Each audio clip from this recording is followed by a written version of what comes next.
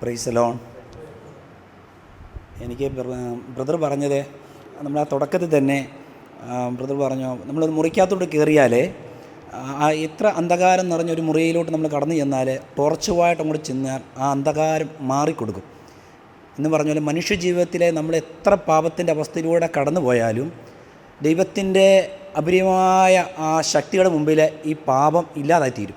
അപ്പോൾ തമ്പുരാൻ്റെ മുമ്പിൽ നമ്മളൊന്ന് സോറി പറഞ്ഞാൽ ആ ദൈവകൃപ മനുഷ്യയിലേക്ക് അങ്ങോട്ട് ലയിച്ച് തീരുമ്പോൾ നമ്മൾ ദൈവത്തിൻ്റെ മകനായിട്ട് അങ്ങ് മാറുക.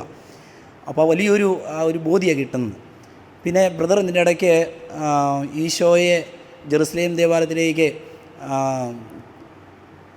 തിരുനാൾ ആഘോഷിക്കാൻ പോയപ്പോൾ നഷ്ടപ്പെട്ട കാര്യം പറഞ്ഞായിരുന്നു.